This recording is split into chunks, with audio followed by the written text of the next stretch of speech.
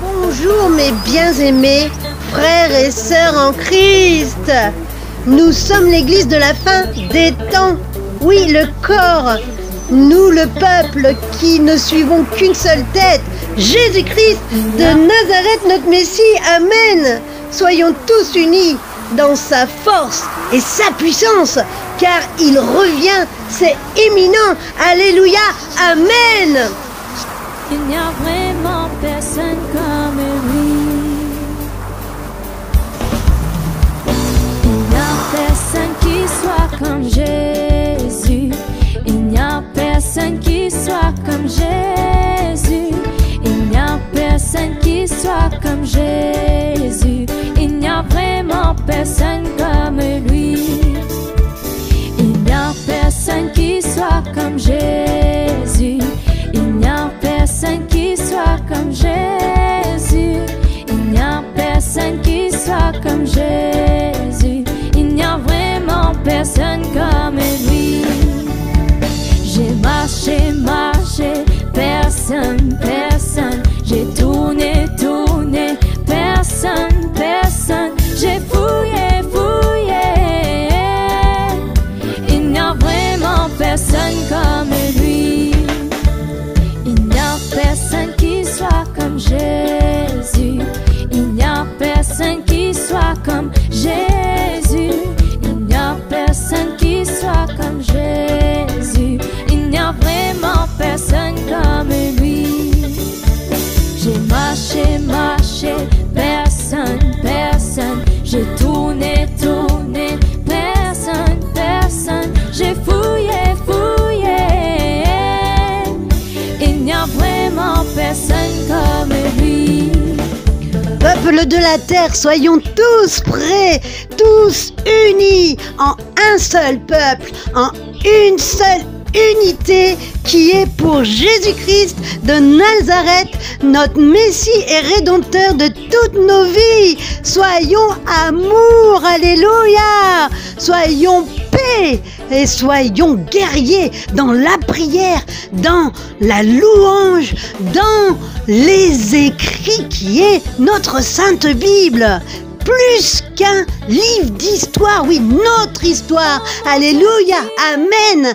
Paix sur vos vies, mes amis. Oh mon Dieu, qui est bon comme toi. Personne, oh mon Dieu, qui est bon comme toi.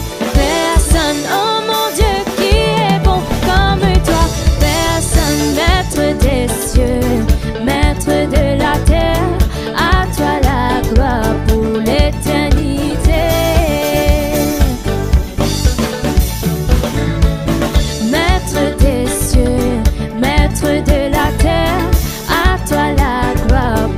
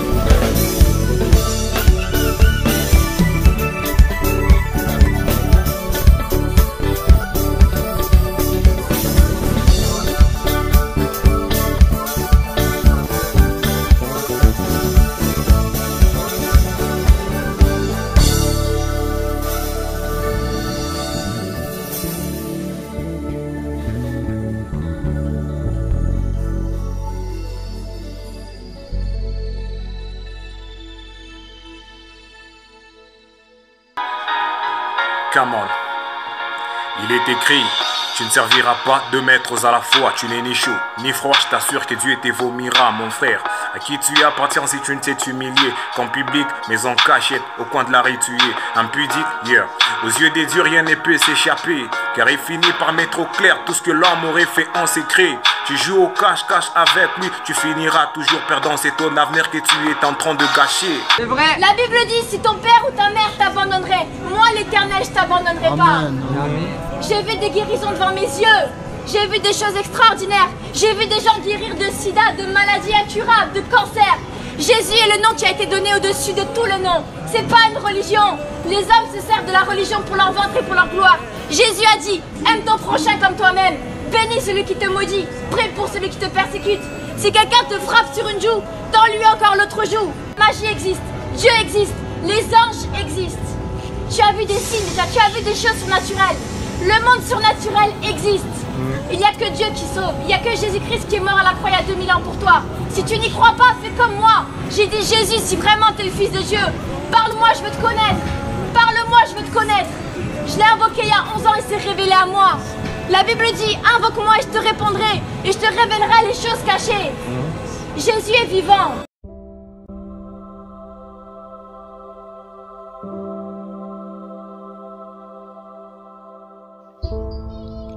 Que dit la Bible quant au fait de vivre ensemble avant le mariage? Vivre ensemble avant le mariage est désormais accepté par la plupart. Le monde évolue sans cesse et beaucoup de changements dans la société sont nécessaires, car nous ne sommes pas parfaits en tant qu'humains. C'est aussi pour cette raison que beaucoup de soi-disant progrès vont dans la direction tout à fait mauvaise. La parole de Dieu, elle, est parfaite et ne change jamais.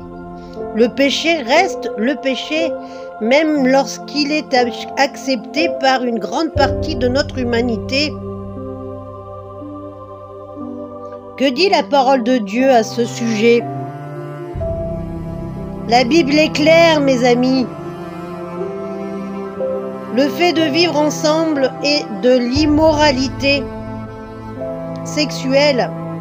D'après les paroles de Jésus et les écrits de Paul, il est clair que le mariage doit avoir lieu entre un homme et une femme.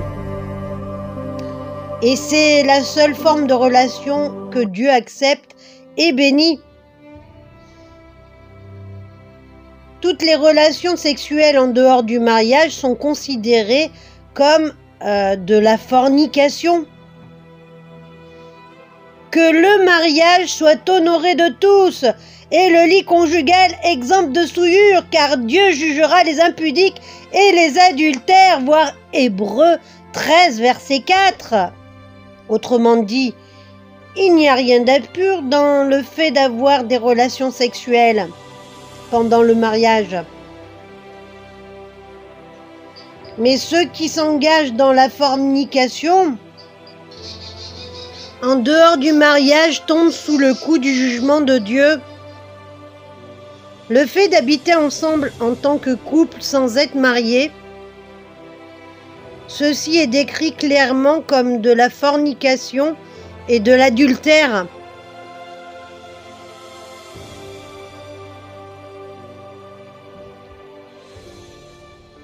Le monde progresse dans le sens de la fornication et du péché.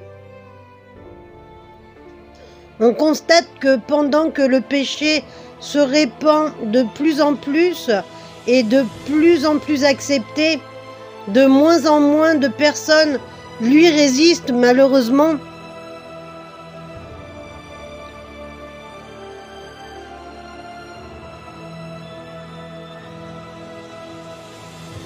Il devrait être tout à fait naturel pour nous, disciples de Jésus, de suivre les paroles sans falsifier la parole de Dieu pour notre propre gain.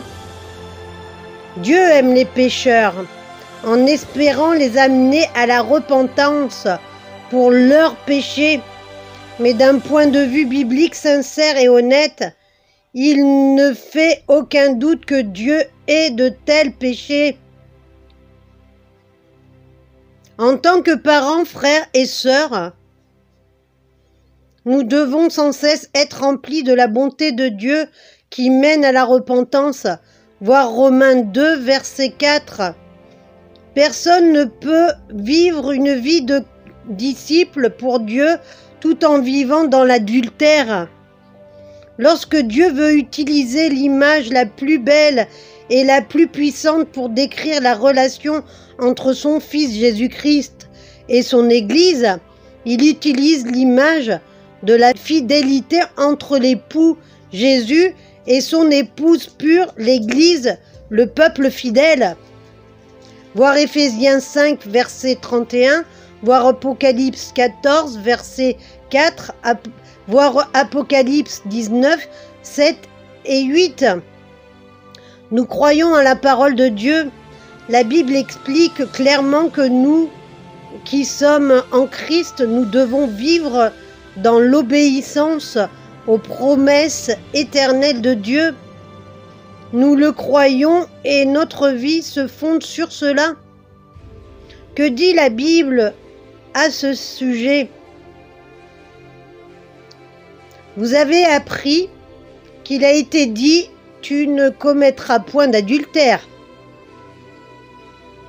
Mais moi je vous dis que quiconque regarde une femme pour la convoiter a déjà commis un adultère avec elle.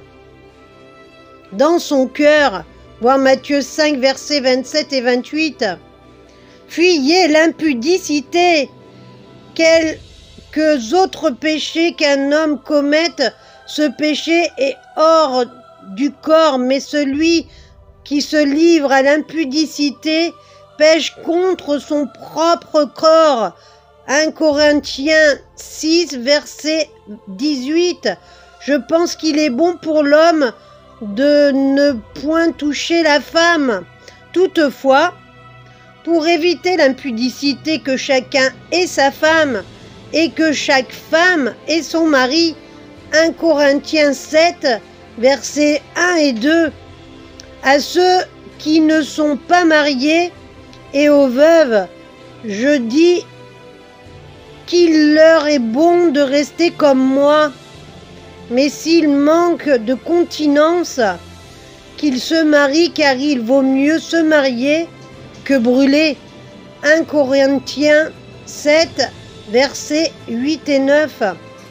Car sachez-le bien, aucun impudique ou impur ou cupide, c'est-à-dire idolâtre, n'a d'héritage dans le royaume de Christ et Dieu.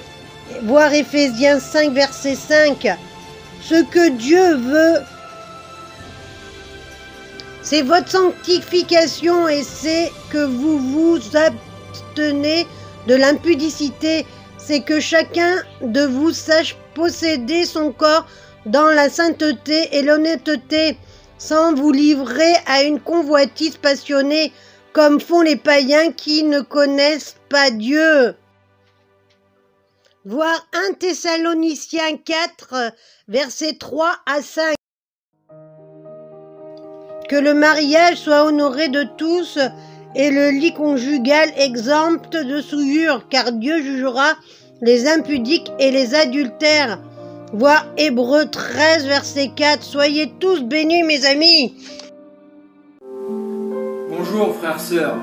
Jésus vient à toi aujourd'hui, car Dieu a tant aimé le monde. Il a donné son Fils unique, afin que quiconque croit en lui ne périsse point. Je ne suis pas là pour te juger, je suis là pour t'apporter la lumière, qui est celle de notre Père. Car Jésus n'est pas une religion. Il est la vérité, le seul chemin qui mène au paradis. Abandonnez tous vos péchés, qui sont l'adultère, la fornication, le vol, la drogue, la haine, le mensonge, la violence. Repentissez-vous de vos péchés. Car votre vie ne vous appartient pas, elle appartient à Yeshua Jésus-Christ.